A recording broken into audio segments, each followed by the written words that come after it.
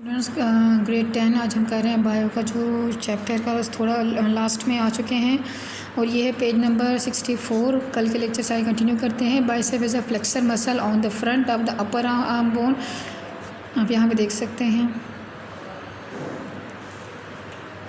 यानी अगर bicep contract करेगा तो ट्राइसेप्स रिलैक्स होंगे और यहाँ पे इसको फ्लेक्शन आ रही है।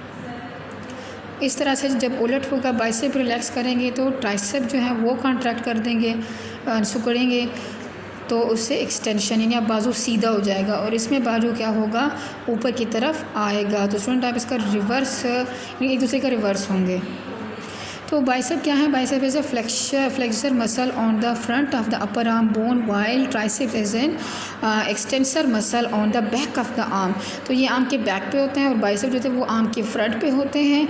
Both these muscles have the origin at the pectoral girdle, यानी शोल्डर जो ये वाला पार्ट है इसको पेक्टोरल गिल्डल कहते हैं। And extension is on the is one of the two bones of the four arm. और जो एक्सटेंशन है यानी जो मूवेबल बोन है वो उनमें से एक तरफ है।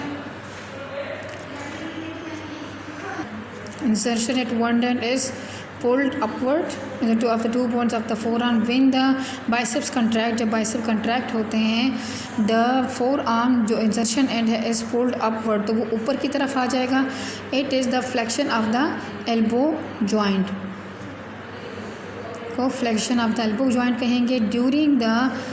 During this flexion tricep muscles relaxes. अब जब इसके रिस्पॉन्स में क्या होगा, जो ट्राइसेप मसल्स हैं वो रिलैक्स हो जाएंगे। When the tricep muscles contract, अब जब ट्राइसेप मसल्स कॉन्ट्रैक्ट होंगे, खींचेंगे पीछे की तरफ, तो forearm is pull down, तो फोर आर्म क्या है वो नीचे की तरफ चला जाएगा। It is the extension at below elbow joint during it bicep muscles relaxes. In this way bicep and tricep make up an antagonistic pair. अब यहाँ पे देखते हैं कि दूसरे का जो मसल्स हैं वो दूसरे के उलट, यानी एक रिलैक्स हो रहा है तो एक कॉन्ट्रैक्ट हो रहा है। तो ये एक बेहतरीन आपको एग्जांपल दे रहे हैं। Similarly, the similar pairs working antagonistically across other joints provide for almost all the movements of skeleton। अगला हम देख रहे हैं कि disorders of the skeletal system क्या हैं। तो सबसे पहला हमारे पास आ रहा है osteoporosis। Osteoporosis is the bone disease in adult, especially in the old people. It is more common in the old women. In osteoporosis, there is a decrease in the density of bones due to the loss of the calcium and phosphorus. It may be due to malnutrition, यानी nutrition जो है वो अच्छी ना हो, lack of proteins and vitamin C, lack of physical activities भी हो सकती हैं, और deficiencies of the estrogen hormone. तो ये हार्मोनल वजह भी इसकी हो सकती है। In old age there is decrease secretion of the growth hormone. It is also led to the decreased deposition of the minerals in the bone matrix। तो जिसकी वजह से इसका रिज़ल्ट ये भी है कि जो हार्मोन के कम होने की वजह से जो मिनरल्स को डिपॉजिट होना होता है बोन्स में, तो वो भी बहुत कम हो, जिसकी वजह से बोन्स और वीक होना शुरू हो जाते हैं। तो इसका हम ये ब्लॉक पढ़ लेते हैं।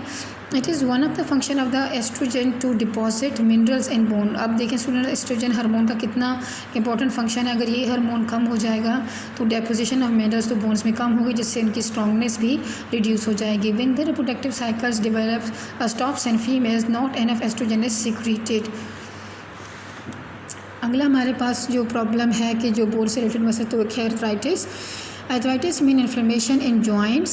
It is also very common in the old age and in women. It is characterized by the pain and stiffness in joints, particularly in the weight-bearing joints। जहाँ पे वेट ज़्यादा होगा तो वहाँ पे पेन फील होता है और सख्ती से महसूस होती है जॉइंट्स में, जैसे जॉइंट अकड़ गए हों। For example hip joint and ankle joint, टखने का जो जॉइंट है। The treatment of the arthritis include the pain killer and anti inflammatory medicine. There are many types of arthritis. For example arthritis के जो काफ़ी हमारे पास एग्जाम है, तो ये हैं कि ऑस्टियोआर्थराइटिस है, it is due to the degeneration in the cartilage present at the joints और due to the decreased lubricant production at joint. Student जैसे कि हम पीछे देख सकते हैं, अब यहाँ पे जैसे देख सकते हैं कि अगर लुब्रिकेशन बहुत कम दोनों जो जॉइंट्स के दरमियान, जैसे कि नी कप के दरमियान होती है, तो अगर वो कम हो जाए तो भी मसले होंगे। और फिर ये हो सकता है कि जो टेंडन्स या लिगामेंट्स लगे होते हैं या जो connective tissue in hard bone के ऊपर होता है जॉइंट के पोर्शन पे, तो उन या वो डिजनरेट होना हो जाए, तो फिर भी इस तरह के प्रॉब्लम होगी। In the arthritis, fusion of the bones at the joint may occur and the joint may become totally immovable. ये होता है कि जो हड्डियाँ हैं वो एक दूसरे के टकरा रही होती हैं, तो जिससे मूव करना जो होता है वो बहुत मुश्किल हो जाता है। Rheumatoid arthritis, it involves the inflammation of the membranes at joints.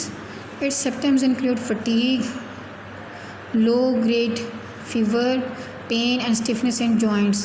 तो अब ये क्या है कि जो जॉइंट्स के दरमियान जो मेम्ब्रेन्स पाई जाती हैं तो वो इन्फ्लेम्ड हो जाती हैं, उसमें सूजन आ जाती है, तो जिसकी वजह से क्या थकावट का एहसास होता है और हल्का बुखार सा फील होता है, दर्द भी महसूस होगा और जॉइंट्स में अकड़ भी महसूस होगी, अकड़न महसूस होगी।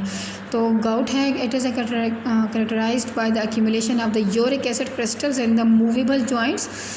It generally attacks the two joints. तो ये क्या है कि जो यूरिक एसिड के क्रिस्टल्स हैं वो बहुत ज़्यादा उसमें पाए जाते हैं। अगर ये यूरिक एसिड हमारे यूरिन में ना रिलीज़ हो तो फिर ये टिश्यूज़ में या जॉइंट्स में एक्यूमुलेट होता है, जिसकी वजह से फिर दर्द होता है और जनरली जो किस पार्ट को अटैक करता है तो ये टू जॉइंट को अटैक करता है, यानी आपके जो पैर के जो टू होता है उसको वो उसमें दर्द होना शुरू हो जाता है, यानी वहाँ से आपका स्टार्ट होगा। तो स्टूडेंट अपना बहुत ख्याल रखिए। आज हमारा ये चैप्टर थ्योरी वाइज तो ख़त्म हो गया, कल हम इंशाल्लाह एक्सरसाइज करेंगे। अल्लाह हाफिज़, टेक केयर।